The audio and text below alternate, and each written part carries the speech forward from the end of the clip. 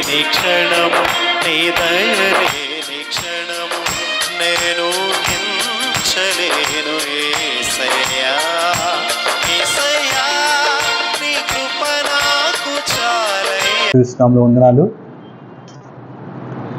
పిల్లరా, మనం వాక్య కూడికై చేరువచ్చుంటుండగా యోహాను ఎఫెసీయులకు రాసినటువంటి పత్రికలో నుంచి ధ్యానం చేద్దాం. ఎఫెసీ పత్రిక మనం ధ్యానం చేస్తున్నాం. ఎఫెసీ పత్రిక 2వ అధ్యాయము, ఎఫెసీ పత్రిక 2వ అధ్యాయము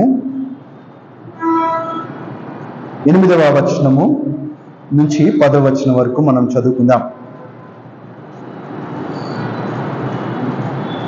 ఎఫెసీ పత్రిక 2వ అధ్యాయము,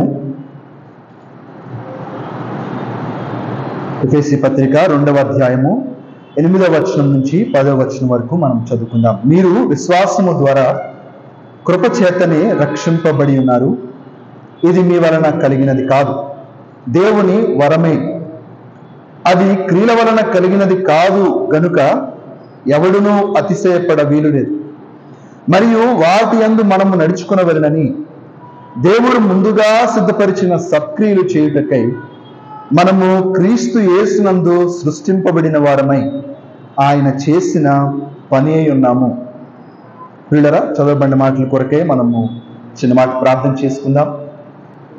అందరూ తల వంచుకున్నట్లయితే ప్రార్థన. పరిశుద్ధుడా, ప్రేమ కలిగిన తండ్రి, మీకు వందనాలు. ఈ సాయంకాలం తండ్రి బైబిల్ స్టడీకి మమ్మల్ని అందరినీ మీరు తీసుకొచ్చినందుకు వందనాలు తండ్రి. ఏ పాటి వారము తండ్రి, ఎందుకు పనికిరానటువంటి మమ్మల్ని మీరు ప్రేమించి గొప్ప రక్షణ మీరు మాకు ఇచ్చినందుకు స్తోత్రాలు. ఈ సాయంకాలం మీ సన్నిధి భాగ్యం ఇచ్చారు. మీ సన్నిధిలో ఉన్న ఆనందాన్ని మేము అనుభవించినట్లు సహాయం చేయండి. జీవము కలిగిన మీ మాటలను చదువుకొని మీ వైపు చూస్తూ ఉండగా మాతో మీరు మాట్లాడమని, మీరే మహిమ పొందమని తండ్రి, నిలుచున్న నేను బలహీనును మీ కృప చేత బలపరచమని యేసు ప్రభు నామమున ప్రార్థన చేస్తున్నాము తండ్రి, ఆమేన్. పిల్లరా, ఎఫెసీ పత్రికను మనము ధ్యానం చేస్తున్నాం. మొదటి అధ్యాయాన్ని మనము గమనించినప్పుడు దాంట్లో మూల వచనంగా ఆఖరి వచనాన్ని మనం చూసాం. మొదటి అధ్యాయం ఆఖరి వచనాన్ని మనం గమనించినప్పుడు ఆ సంఘము ఆయన శరీరము అన్నాడు. ఆ సంఘము ఆయన శరీరము సమస్తమును పూర్తిగా నింపుచున్న వాని సంపూర్ణతే ఉన్నది. పౌలు గారు ఎఫెసీ పత్రిక చాలా విశిష్టమైన పత్రికగా మనం చూసాం. దేవుడు సంఘానికి శిరస్సుగా ఉన్నాడు. అయితే ఆ సంఘము ఆయన శరీరం అనే విషయాన్ని మొదటి అధ్యాయంలో ప్రాముఖ్యంగా మనం చూస్తాం. అయితే 2వ అధ్యాయము ఆ సంఘములో ఎవరున్నారు అనే విషయాన్ని రాస్తూ, ఆ సంఘములో ఎవరున్నారనే విషయాలు రాస్తూ 15వ వచనం మూలవచనంగా మనం చూస్తాం. ఇట్లు సంధి చేయుచు ఈ ఇద్దరిని తన యందు ఒక్క నూతన పురుషునిగా సృష్టించి. సంఘము ఎవరు అనంటే ఒక నూతన సృష్టి, నూతన పురుషుడు, నూతన సృష్టిగా మనం చూస్తున్నాం. దేవుడు సృష్టించినటువంటి ఒక నూతనమైనటువంటి ఒక సృష్టిగా మనము సంఘాన్ని చూస్తున్నాం. ఆ సంఘమును దేవుడు ఎలాగో రక్షించాడో అనే విషయాలు 2వ అధ్యాయం మొదటి వచనం నుంచి కూడా మనము ధ్యానం చేస్తూ ఒకటొకటిగా ధ్యానం చేస్తూ వస్తున్నాం. గతసారి దేవుడు మనల్ని పరలోకంలో కూర్చుండబెట్టుకొని ఉన్నాడు అనే విషయాన్ని ధ్యానం చేశాం. దేవుడు బ్రతికించి, పాపముల చేత అపరాధముల చేత చచ్చినటువంటి మనల్ని బ్రతికించి ఆయన మనల్ని ఆయనతో కూడా లేపి పరలోకమందు ఆయనతో కూడా కూర్చుండబెట్టుకొని ఉన్నాడు అనే విషయాన్ని మనం ధ్యానం చేశాం. పిల్లరా, ఇప్పుడు మనం చదువుకున్నటువంటి 8-9 వచనాల్లో మరొకసారి దేవుడిస్తున్నటువంటి రక్షణ గొప్పతనాన్ని మనం చూస్తాం. దేవుడిస్తున్నటువంటి రక్షణ ఎంత గొప్పదో ఈ 2 వచనాల్లో మనం చూడగలుగుతున్నాం. పిల్లరా, రక్షణలో ఉన్నటువంటి 4 విషయాలు ఇక్కడ మనం గమనిస్తాం. రక్షణలో ఉన్నటువంటి 4 విషయాలను ఇక్కడ మనం చూడగలుగుతున్నాం. పౌలు గారు రాస్తూ చెప్పారు, మీరు విశ్వాసము ద్వారా కృపచేతనే రక్షింపబడి ఉన్నారు. ఇది మీ వలన కలిగినది కాదు, దేవుని వరమే అన్నాడు. చూడండి 4 విషయాలు. అదేంటంటే మొట్టమొదటిగా కృపచేత రక్షింపబడి ఉన్నారు. కృపచేత రక్షణ, అది మొదటి సంగతి. రెండోది మనం చూస్తున్నాం విశ్వాసము ద్వారా రక్షణ. మూడోది మనం గమనించినప్పుడు మీ వలన కలిగింది కాదు అన్నాడు, అంటే మనుషుల వలన కలిగినది కాదు రక్షణ. నాలుగోది చూస్తున్నాం దేవుని వరము ఈ రక్షణ. ఈ 4 సంగతులు ఈ యొక్క మరి ఈ 2 వచనాల్లో ఉన్నట్లుగా మనం గమనించగలుగుతున్నాం ప్రియులారు. మొట్టమొదటిగా మనం గమనించినప్పుడు కృపచేత రక్షింపబడి ఉన్నారు. కృపచేత రక్షింపబడి ఉన్నారు. ఇంతకు ముందు కూడా మనం ధ్యానం చేశాం. కృప అంటే అర్హత లేని మానవునిపై చూపించే దయని కృపగా మనం చూస్తున్నాం. అర్హత లేదు, యోగ్యత లేదు, అలాంటి సమయంలో కూడా దేవుడు దయ చూపించడం, దేవుడు ప్రేమ చూపించడం, దాన్ని కృప అని అంటున్నాం. రక్షణ కార్యమునకు ప్రారంభం ఏంటి అని అంటే దేవుని కృప. దేవుడు రక్షించాలనుకున్నాడు మానవుల్ని. అది ఎక్కడ ప్రారంభమైంది? అని అంటే దేవుని కృపచేతే ప్రారంభం. దేవుని కృపచేతే ప్రారంభం కదా ప్రియులారా. మనం వాక్యంలో మనం గమనించినప్పుడు 7వ వచనాన్ని చూడండి. మొదటి అధ్యాయం 7వ వచనం, ఎఫెసీ పత్రిక మొదటి అధ్యాయము 7వ వచనం. అక్కడ మనం చూస్తున్నాం దేవుని కృప మహదైశ్వర్యమును బట్టి. దేవుని కృప అది మహదైశ్వర్యం. దేవుని కృప ఎలాంటిది అని అంటే అది మహదైశ్వర్యం. ఆ మహదైశ్వర్యమును బట్టి ఆ ప్రియుని యందు ఆయన రక్తం వల్ల మనకు విమోచనము, అనగా మన అపరాధములకు క్షమాపణ మనకి కలిగి ఉన్నది అనే మాట మనం చూస్తున్నాం. దేవుడు కృప చూపకపోతే మన గురించి దేవుడు ఎందుకు ఆలోచించాలి? మన గురించి ఆలోచించాలంటే ముందుగా ఆయన కృప కలగాలి. ఆయనకి ఏం కలగాలి? కృప కలగాలి. ప్రియులారా, దేవుడు కృప చూపకపోతే మన గురించి ఆలోచించడానికి మనము అర్హులము కాదు, మనము యోగ్యులము కాదు. ఎందుకంటే ఆయన దేవుడు, మనము మనుషులం, మనము పరిమితి కలిగినటువంటి మానవులం. ఆయన సర్వాధికారి, ఆయన సర్వశక్తిమంతుడు. ప్రియులారా, ఆయన పరిశుద్ధుడు. మనం ఎవరమండి? మనం పాపులం. అలాంటి మన కొరకు, అలాంటి మన గురించి ఆలోచించాలంటే ముందుగా ఆయనకు కలగాల్సింది కృప. ఆయన కలగాల్సింది కృప. నిజంగా వాక్యంలో మనం చూస్తాం ఆయన కృపామయుడు, ఆయన కృపామయుడు అనే విషయాలు అనేక సందర్భాల్లో మనం చూడగలుగుతాం. యోహాను సువార్త మొదటి అధ్యాయంలో కూడా యోహాను సువార్త మొదటి అధ్యాయంలో మనం చూస్తాం 14వ వచనం, ఆయన కృపా సత్య సంపూర్ణుడిగా మన మధ్య నివసించను. దేవుడు ఎవరు అని అంటే ఆయన కృపా సత్య సంపూర్ణుడు, ఆయన కృపామయుడు అనే విషయాలు మనం చూస్తాం. నిర్గమకాండ గ్రంథం చూడండి. నిర్గమకాండము 34వ అధ్యాయము, నిర్గమకాండం 34వ అధ్యాయము 6వ వచనాన్ని మనం చదువుకుందాం. 34వ అధ్యాయం 6వ వచనం చూడండి. అతని ఎదుట యెహోవా అతని దాటి వెళ్ళుచు, దేవుడు చెప్తున్న మాట ఏంటంటే యెహోవా కనికరము, దయ, దీర్ఘశాంతము, విస్తారమైన కృపా సత్యములు గల దేవుడైన యెహోవా. ఆయన ఎవరు అంటే విస్తారమైన కృపా సత్యములు గల దేవుడైన యెహోవా, విస్తారమైనటువంటి కృప కలిగిన వాడు అనే విషయాన్ని మనం చూస్తున్నాం. ద్వితీయోపదేశ కాండము 7వ అధ్యాయము 9వ వచనాన్ని మనం చూస్తే, ద్వితీయోపదేశ కాండం 7వ అధ్యాయం 9వ వచనం, కాబట్టి నీ దేవుడని యెహోవా తానే దేవుడనియు, తన్ను ప్రేమించి తన ఆజ్ఞలను అనుసరించి నడుచుకునే వారికి తన నిబంధనను స్థిరపరచువాడును, 1000 తరముల వరకు కృపచూపువాడును, నమ్మదగిన దేవుడనియు. 1000 తరముల వరకు ఏం చూపించేవాడు? ఆయన కృప చూపించేవాడని మనం చూస్తున్నాం. యోనా గ్రంథంలో కూడా మనం చూస్తాం. యోనా గ్రంథము 4వ అధ్యాయము 2వ వచనంలో చూస్తాం కదా, అయ్యా నువ్వు కృప చూడండి. యోనా గ్రంథము 4వ అధ్యాయం 2వ వచనం, యెహోవా నేను నా దేశమందు ఉండగా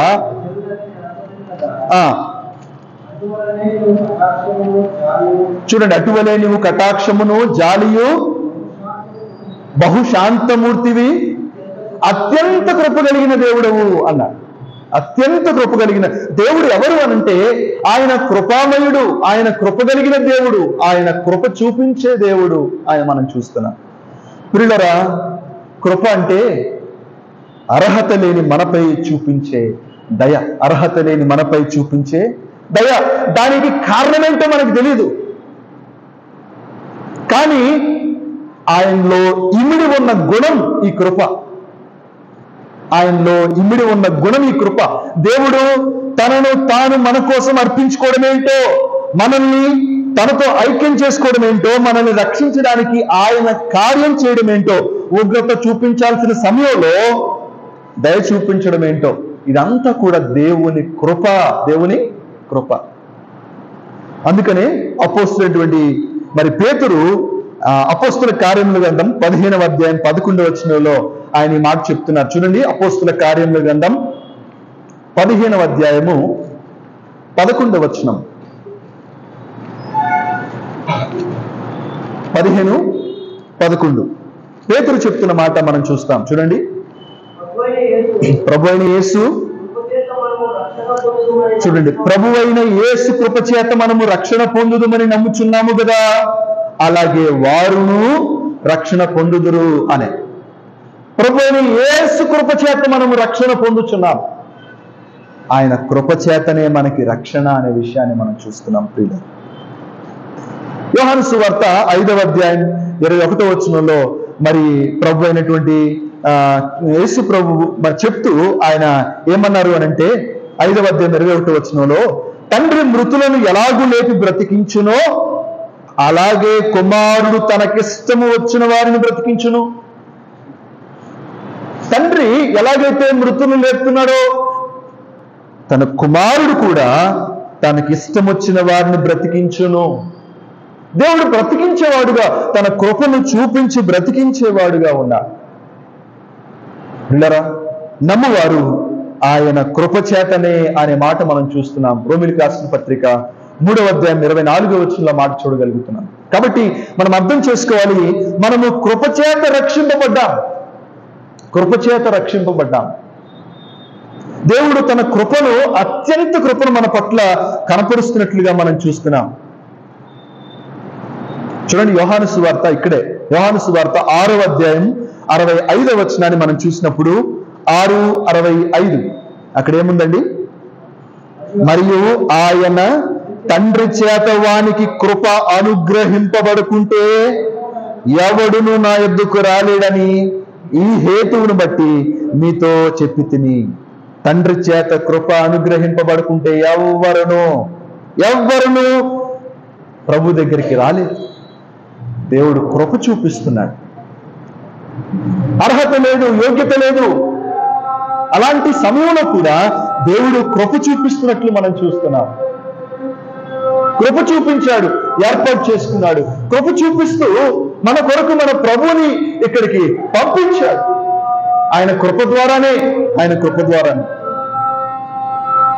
కృప తండ్రి మనకి కృప అనుగ్రహింపబడుకుంటే ఎవ్వరూ ప్రభు దగ్గరికి రాలేమనే విషయాన్ని మనం చదువుకున్నాం. హెబ్రీ పత్రిక 2వ అధ్యాయం 9వ వచనం చూడండి.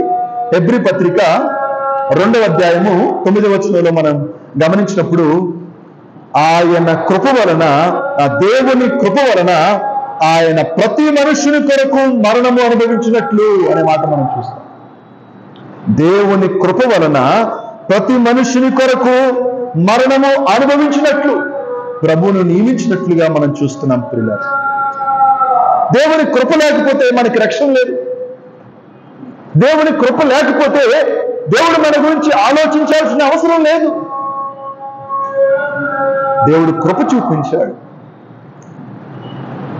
దానికి కారణం మనకు తెలియదు. దేవుడు కృప చూపిస్తూనే ఉన్నాడు, దానికి కారణాలు మనకు తెలియదు. ఎందుకు ప్రేమిస్తున్నాడు, ఎందుకు మనపై అంత శ్రద్ధ, ఎందుకు మనపై అంత ప్రేమ, ఎందుకు పాపులమైన మనం అరికాలు మొదలుకొని నడినెత్తి వరకు స్వస్థ కొంచెమైన లేని మన పట్ల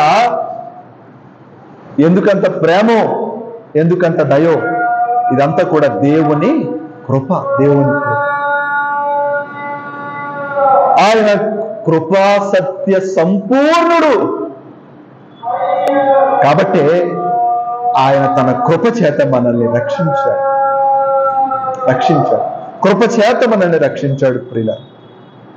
ఈ సమయంలో కొద్దిగా మనము ఆలోచన చేస్తే కేవలం కృప రక్షణ కోసం మాత్రమే కాదు, కానీ దేవుడు తన కృప ద్వారా అనేకమైన కార్యాలు మన జీవితంలో చేస్తున్నట్లు మనం చూడగలుగుతున్నాం. రక్షణతోనే ఆగిపోలేదు ఆయన కృప. చూడండి, కృప ద్వారా దేవుడు మనల్ని స్థిరపరుస్తున్నాడు.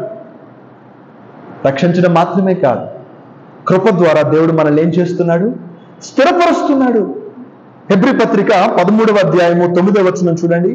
13వ అధ్యాయం 9వ వచనం.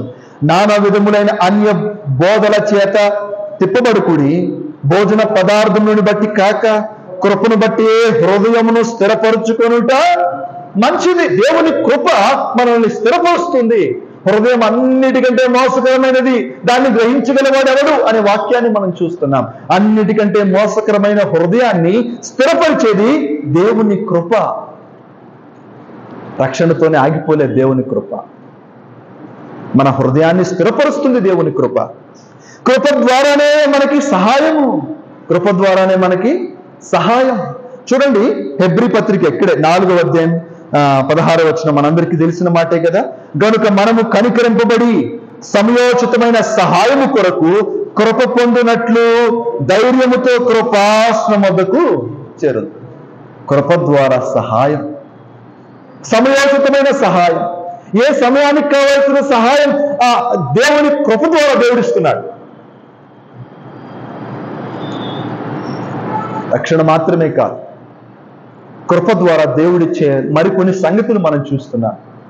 మన హృదయాన్ని స్థిరపరుస్తున్నాడు, సమయోచితమైన సహాయాన్ని ఇస్తున్నాడు.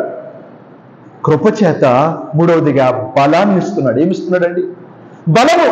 అందుకనే అపోస్తలుడైనటువంటి పౌలు తిమోతితో చెప్తూ 2వ తిమోతి పత్రిక 2వ అధ్యాయం 1వ వచనంలో క్రీస్తు యేసునందున్న కృప చేత బలవంతుడవు కమ్ము అని అన్నాడు. క్రీస్తు యేసునందున్న కృప చేత ఏముంటుంది? బలం. కృప చేత బలాన్ని మనం చూస్తాం. కృప చేత ఆదరణ. దేవుడు కృప చేత ఆదరణ ఇస్తున్నాడు. చూడండి, 2వ తెస్సలోనికీయులకు రాసినటువంటి పత్రిక 2వ అధ్యాయం 16వ వచనం. 2వ అధ్యాయం 16వ వచనంలో మనం చూస్తున్నాం కదా, మన ప్రభువైన యేసు క్రీస్తును మనలను ప్రేమించి కృప చేత నిత్యమైన ఆదరణ అనే మాట మనం చూస్తున్నాం. కృప చేత దేవుడు ఆదరణ దేవుడిస్తున్నాడు. ఆ పక్కనే మనం చూస్తే శుభ నిరీక్షణ అనుగ్రహించిన మన తండ్రి అయిన దేవుడు. అంటే కృప చేత ఆదరణ మాత్రమే కాదు, కృప చేత నిరీక్షణ, శుభ నిరీక్షణ. రేపొద్దున్న ఏం జరుగుతుందో తెలియదు, కానీ మనకున్న నిరీక్షణ ఏంటంటే అది ఒక మంచి నిరీక్షణ. నా అర్హతని బట్టి కాదు, నా యోగ్యతను బట్టి కాదు, నా క్రీడను బట్టి కాదు, దేవుని కృపను బట్టి. దేవుని కృపను బట్టే ఆదరణ, దేవుని కృపను బట్టే నిరీక్షణ. అంత మాత్రమే కాదు ప్రియులారా, దేవుని కృపను బట్టి కృపా వరాన్ని దేవుడిస్తున్నాడు. ప్రతి ఒక్కరికి తన కృప చేత పంచి ఇస్తున్నాడు, వరములిస్తున్నాడు. సంఘ క్షేమాభివృద్ధి కొరకు దేవుడు కృపా వరాన్ని ఇస్తున్నాడు ప్రియులారా. అంత మాత్రమే కాదు, కృపను బట్టి దేవుడు ఆశ్చర్య కార్యాలు మన జీవితంలో చేస్తున్నాడు. చూడండి, కీర్తనల గ్రంథం 107వ కీర్తన 8వ వచనాన్ని చదువుకుందాం. 107వ కీర్తన 8వ వచనం. 107వ కీర్తన 8వ చరణాన్ని మనం చూస్తే చూడండి, ఆయన కృపను బట్టి నరులకు ఆయన చేయు ఆశ్చర్య కార్యములను బట్టి వారు యెహోవాకు కృతజ్ఞతాస్తుతులు చెల్లించుదురుగాక. దేవుని కృపను బట్టి దేవుడు మన జీవితంలో ఆశ్చర్య కార్యాలు చేస్తున్నాడు. ఆశ్చర్య కార్యాలు చేయడానికి మన అర్హత కాదు, మన ఔగ్యత కాదు, దేవుని కృప మాత్రమే. అందుకనే మనం దేవుని దగ్గరికి వచ్చేటప్పుడు, దేవుని సహాయం కొరకు వచ్చేటప్పుడు ఆయన కృప మనం అనుభవించగలిగితే ప్రియులరా సమయోచితమైన సహాయం పొందుకుంటాం. ఒక 7 విషయాలు మనం చూస్తాం. కృపను బట్టి స్థిరత్వం, కృపను బట్టి సహాయం, కృపను బట్టి బలం, కృపను బట్టి ఆదరణ, కృపను బట్టి నిరీక్షణ, కృపను బట్టి ఆశ్చర్య కార్యాలు. ఇంకొక మాటలో చెప్పాలంటే అపోస్తలుడైన పౌలు అన్నాడు, మొదటి కొరింథీ పత్రిక 15:10 ఏమన్నాడంటే, మనము ఏమై ఉన్నామో అదంతా దేవుని కృప అన్న. మనం ఏమై ఉన్నామో అదంతా దేవుని కృపే. వినరా, దేవుడు కృప చేత రక్షించడం మాత్రమే కాదు, ఆయన కృప చేత నీతిమంతులుగా చేసి, ఆయన కృప చేత మనల్ని పరిశుద్ధపరుస్తూ, ఆయన కృప చేత మనల్ని మహిమపరుస్తాడు. అంత మాత్రమే కాదు, దేవుడు అనేక సంగతులు కృప ద్వారా దేవుడు మనకిస్తున్నాడు. కృప ద్వారా దేవుడు మనకిస్తున్నాడు. అందుకని ఎజ్రా గ్రంథములో వాళ్ళు ప్రజలు అన్నారు, విమోచింపబడిన ప్రజలు, చెరలో నుంచి విడిపింపబడిన ప్రజలు, వాళ్ళు ఏమన్నారో చూడండి. ఎజ్రా గ్రంథం 9వ అధ్యాయము, ఎజ్రా గ్రంథము 9వ అధ్యాయము 10వ వచనం, 9-10. వాళ్ళు ఏమన్నారు చూడండి. చెర నుంచి విడిపింపబడినటువంటి ప్రజలు 9వ వచనం నుంచి చదువుకుందాం. 9:9. నిజముగా మేము దాస్యులమైతిమి, అయితే మా దేవుడువైన నీవు మా దాస్యములో మమ్మను విడువక పారసీక దేశపు రాజుల ఎదుట మాకు దయ కనపరిచి, మేము తెప్పరులున్నట్లుగా మా దేవుని మందిరమును నిలిపి దాని పాడైన స్థలములను తిరిగి బాగు చేయుటకును, యూదా దేశమందును యెరూషలేము పట్టణమందును మాకు ఒక ఆశ్రయం ఇచ్చుటకు కృప చూపించితివి. మా దేవా, ఇంత కృపనందిన తరువాత మేమేమి చెప్పగలము అని అన్నారు. ఎంత కృపనందిన తర్వాత మేము ఏమి చెప్పగలం? అందుకనే విశ్వాసులు దేవుని కృపలో ఆనందిస్తూ, దేవుని కృపలో ఎదుగుతూ, రాబోయే యుగములలో దేవుని కృపా మహదైశ్వర్యమును కనపరచాలి అనేది అపోస్తలుడైన పౌలు గారు ఎఫెసీ పత్రికలోనే చెప్పారు. 6వ వచనం, క్రీస్తు యేసునందు ఆయన మనకు చేసిన ఉపకారము ద్వారా అత్యధికమైన తన కృపా మహదైశ్వర్యమును రాబో యుగములలో కనపరుచు నిమిత్తం. ఎప్పుడు చెప్తాం, ఎప్పుడు కనపరుస్తాం? ఆ కృపను అర్థం చేసుకుంటే, ఆ కృపను అనుభవిస్తే, ఆ కృపలో లీనమైతే, ఆ కృపలో పరవశిస్తే. అందుకని అన్నాడు, దేవుని కృప కొరకు వెతికే వారిపై ఆయన ఆనందించుచున్నాడు. ఆయన ఆనందించుచున్నాడు. ఆయన కృప లేని క్షణాన్ని మనం ఊహించుకోలేం ప్రియులారా. మన రక్షణకు ప్రారంభమైన కృప, మన జీవితానికి మనుగడైన కృప. Our life from A to Z is all about God's grace. ఆ కృపను మనం అర్థం చేసుకొని, ప్రజలు అంటున్నారు, మా దేవా, ఎంత కృప నొందిన తరువాత మేమేమి చెప్పగలం? విశ్వాసులమైన మనము, రక్షణ పొందుకునేటువంటి మనం దేవుని కృపలో ఎదుగుతూ, దేవుని కృపను అనుభవిస్తూ రాబోయే యుగాల్లో ఏం చూపించాలి? ఆయన కృప మహదైశ్వర్యమును మనం కనపరిచే వారంగా ఉండాలి. ఇలా రక్షణలో మొట్టమొదటి విషయాన్ని మనం చూసాం. రక్షణ దేవుని కృప చేతనే. కృప చేత. రెండో విషయాన్ని మనం చూస్తే, దేవుడు అన్నాడు, విశ్వాసము ద్వారా రక్షణ. విశ్వాసము ద్వారా రక్షణ. మన రక్షణ కొరకు ఆయన చేయవలసిన కార్యమంతా చేశాడా? యోహాను సువార్త 17వ అధ్యాయము 4వ వచనాన్ని మనం చూస్తాం. అక్కడ ఏముంది? చేయుటకు నీవు నాకు ఇచ్చిన పని నేను సంపూర్తిగా నెరవేర్చి భూమి మీద నిన్ను నేను మహిమపరిచితుని అన్నాడు. సంపూర్ణముగా దేవుడు తన కార్యాన్ని చేశాడు.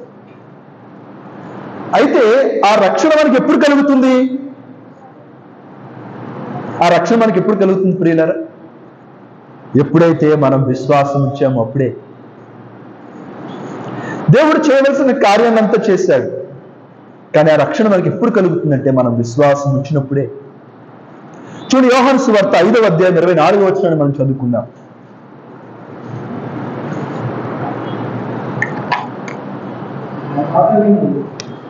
యోహాను సువార్త 5వ అధ్యాయం 24వ వచనం. నా మాట విని నన్ను పంపిన వాని యందు విశ్వాసముంచువాడు నిత్య జీవము గలవాడు. వాడు ఏమన్నాడండి? తీర్పులోనికి రాక మరణములో నుండి జీవములోనికి దాటి ఉన్నాడు. పిల్లరా, విశ్వాసము ద్వారా రక్షణ. విశ్వాసము ద్వారా రక్షణ. యోహాను సువార్త చూడండి, యోహాను సువార్త 6వ అధ్యాయం 27వ వచనం. యోహాను సువార్త 6వ అధ్యాయం. క్షయమైన ఆహారము కొరకు కష్టపడుకుడి గాని నిత్య జీవము కలుగు చేయు అక్షయమైన ఆహారము కొరకే కష్టపడుడి.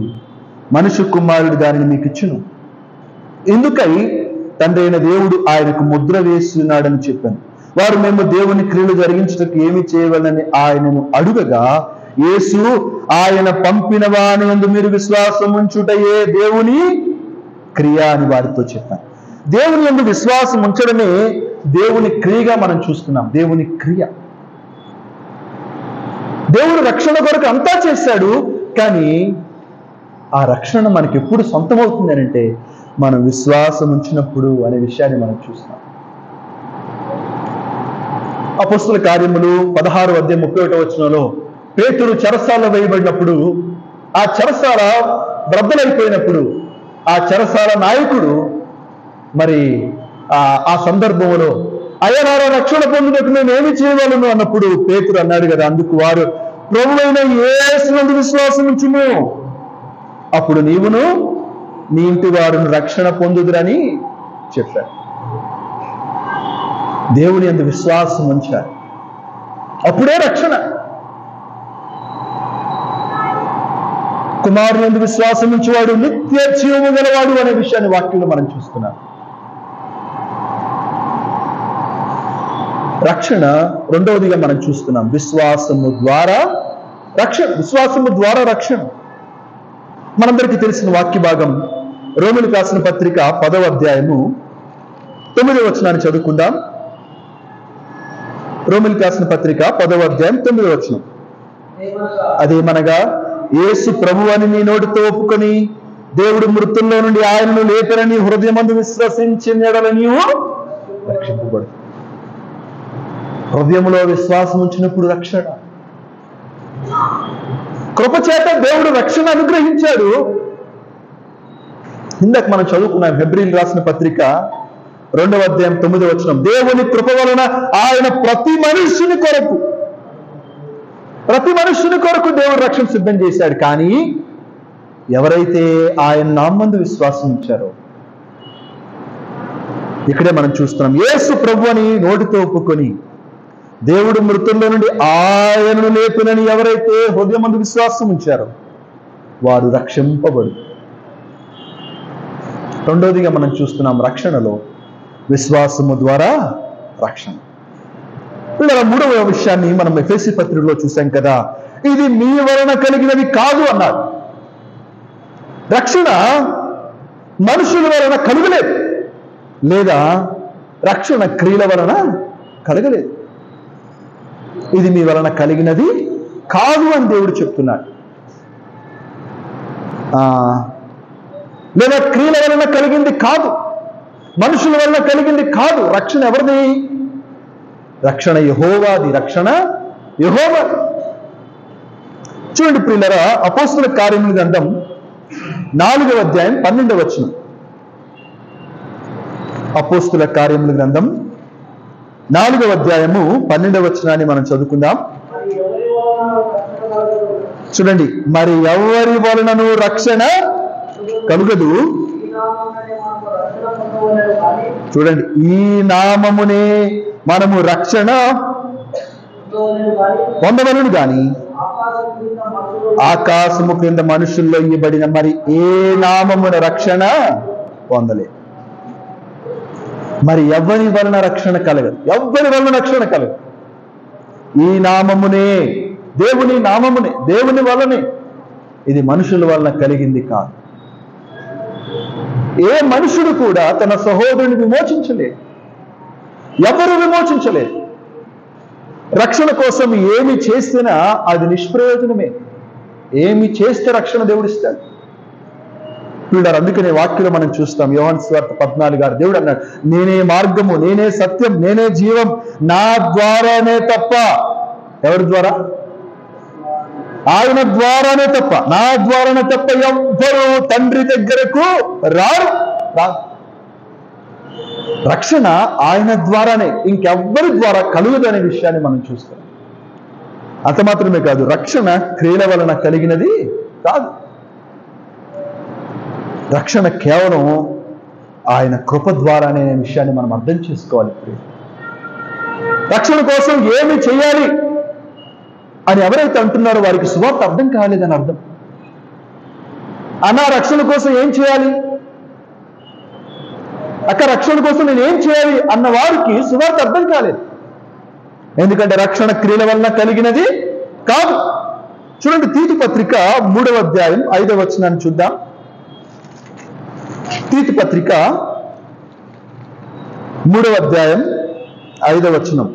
మనము నీతిని అనుసరించి చేసిన క్రియల మూలముగా కాక తన కనికరము చొప్పుననే పునర్జన్మ సంబంధమైన స్నానము ద్వారాను పరిశుద్ధాత్మ మనకు నూతన స్వభావము కలుగు చేయుట ద్వారాను మనలను రక్షించను. మనం ఆయన కృప వలన నీతిమంతులమని తీర్చబడి నిత్య జీవమును గూర్చిన నిరీక్షణను బట్టి దానికి వారసుల మగుటకై ఆ పరిశుద్ధాత్మను మన రక్షకుడైన యేసుక్రీస్తు ద్వారా ఆయన మన మీద సమృద్ధిగా కృమ్మరించెను అన్నాడు.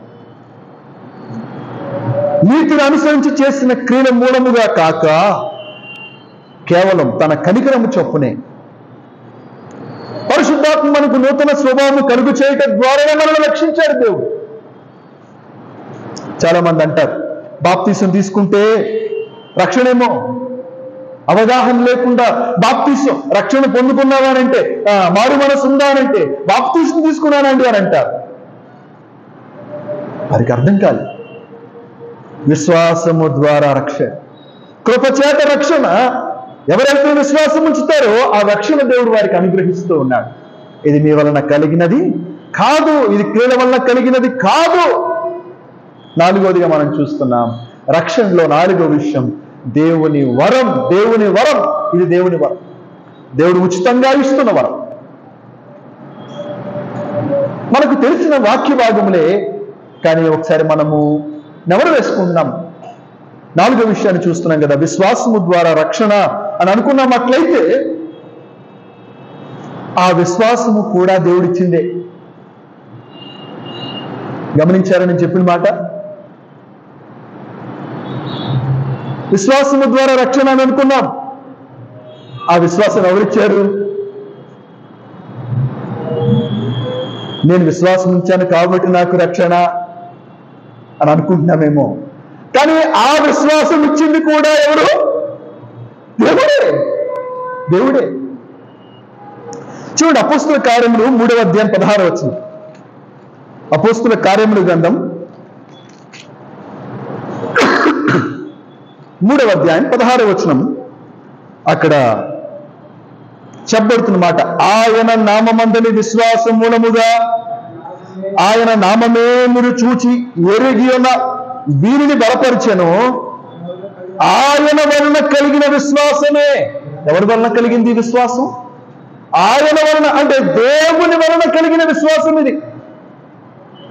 ఆయన వలన కలిగిన విశ్వాసమే మీ అందరి ఎదుట వీనికి ఈ పూర్ణ స్వస్థత కలుగు చేశాను.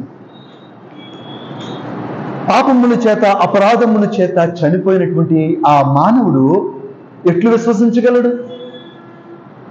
ఎట్లు నమ్మికుంచగలడు? చచ్చిపోయిన వాడిని లేపితే లెగుస్తాడా? చలనం ఉండదు. ఆ చనిపోయిన మానవుడికి చలనం ఉండదు. చనిపోయిన మానవుడికి ఊపిరి ఉండదు. ఆలోచించే శక్తి లేదు. నమ్మే ఆ స్థితి లేదు.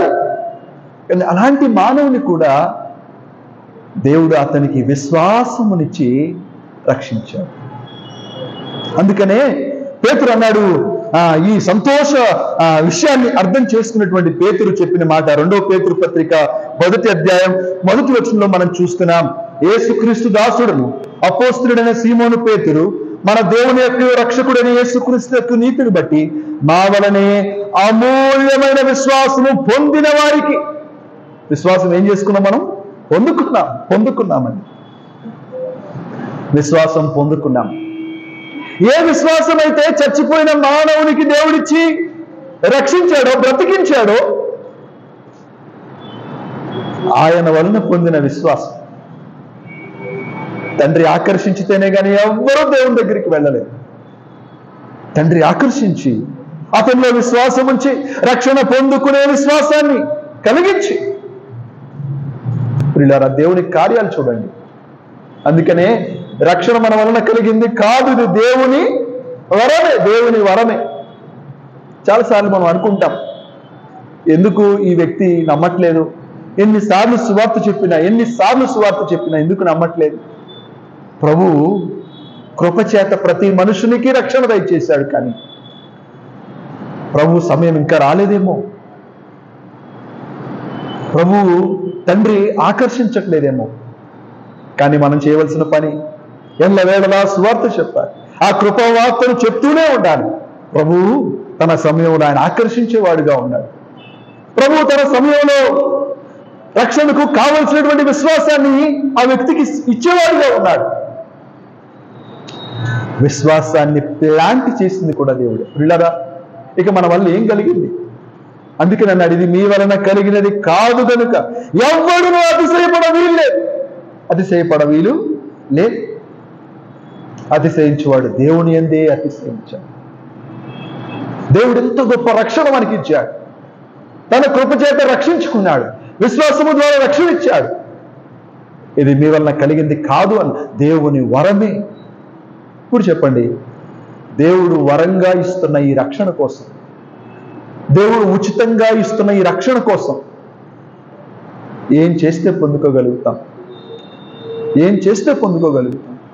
ఎన్ని నీతి కార్యాలు చేస్తే పొందుకోగలుగుతాం? ఒక పక్కన దేవుడు ఉచితంగా ఇస్తున్నాడు, ఇంకొక పక్కన మానవుడు ప్రయాసపడుతున్నాడు నీతి కార్యాలు చేయడానికి. తన సొంత శక్తితో రక్షణ పొందుకోవడానికి ప్రయాసపడుతున్నాడు. నిద్రాహారాలు మానుకొని మనిషి ప్రయాసపడుతున్నాడు దేవునితో సమాధానపరచుకోవడానికి. ఏమేమో చేస్తున్నాడు, కొండలెక్కుతున్నాడు, నీళ్ళలో మునుగుతున్నాడు, పాప విమోచన కోసం, పాప క్షమాపణ కోసం ఎన్నెన్నో కార్యాలు చేస్తున్నాడు. ఒక పక్కన చూడండి, దేవుడు ఉచితంగా ఇస్తున్నాడు. ఆలోచించేయండి, దేవుని యొక్క రక్షణ ప్రియుల, ఇది దేవుని వరం అన్న, దేవుని వరం ఆయన ఉచితంగా ఇచ్చాడు. అంత మాత్రమే కాదు, దేవుడు వరంగా రక్షణ మాత్రమే కాదు, ఆయన దేవుని వరముగా పరిశుద్ధాత్మ దేవుని కూడా మనకి ఇచ్చాడు. మనతో ఉండుటకు పరిశుద్ధాత్మ దేవుణ్ణి ఇచ్చాడు. ఆయన మనల్ని నడిపిస్తూ, ఆయన మనకు బోధిస్తూ, ఆయన మనకు ఆదరణకర్తగా ఉంటూ, ఆయన మనకు దేవుని సంగతులను బయలుపరుస్తూ. పిల్లలై ఆలోచన చేయండి, దేవుని కార్యం, దేవుని రక్షణ ప్రణాళిక ఇది మీ వలన కలిగినది కాదు. దేవుని కృప మహదైశ్వర్యం ఎంత గొప్పదో మనం అర్థం చేసుకోవాలి. ఎజ్రా గ్రంథంలో ప్రజలు చెప్పినట్లుగా, ఎంత గొప్ప రక్షణ మా దేవా, ఎంత కృప నొందిన తర్వాత మేమేమి చెప్పగలం? అందుకనే రక్షణ యొక్క గొప్పతనం అర్థమైన వ్యక్తి మౌనముగా ఉండడు. రక్షణ యొక్క గొప్పతనం అర్థమైనటువంటి వ్యక్తి మౌనముగా ఉండలేడు. ప్రభు కొరకు జీవించకుండా ఉండలేడు. అందుకనే అపోస్తలుడైన పౌలు గారు అన్నారు, ప్రభువా, నాకైతే నీ కృప చాలు. చూడండి, ఒక మాట చదువుకుందాం. పౌలు గారు చెప్తున్న మాట గలతీయులకు రాసినటువంటి పత్రిక 2వ అధ్యాయము గలతీయులకు రాసిన పత్రిక 2వ అధ్యాయము 20వ వచనాన్ని మనం చదువుకుంటే, నేను క్రీస్తు కూడా సిలువ వేయబడి ఉన్నాను, ఇకను జీవించువాడను నేను కాను, క్రీస్తు నా యందు జీవించుచున్నాడు. నేను ఇప్పుడు శరీరమందు జీవించుచున్న జీవితం నన్ను ప్రేమించి నా కొరకు తన్ను తాను అప్పగించుకున్న దేవుని కుమారుని ఎందరి విశ్వాసము వలన జీవించుచున్నాను. నేను దేవుని కృపను నిరర్ధకము చేయను. ఎవరైతే దేవుని కృపను అర్థం చేసుకుంటారో, దేవుని యొక్క రక్షణ ఎంత గొప్పదో అర్థం చేసుకుంటారో, అలాంటి వారు చేసే తీర్మానం ఇది ఏంటంటే, నేను క్రీస్తు కొరకే జీవించుచున్నాను. నేను ఇప్పుడు జీవించుచున్న జీవితంలో ప్రేమించి నా కొరకు తను తాను అప్పగించుకున్న దేవుని కుమారుని అందరి విశ్వాసము వలన జీవించుచున్నాను.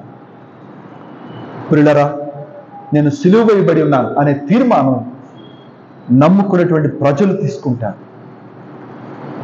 కృప ఎంత గొప్పదో మనం అర్థం చేసుకుంటున్నాం.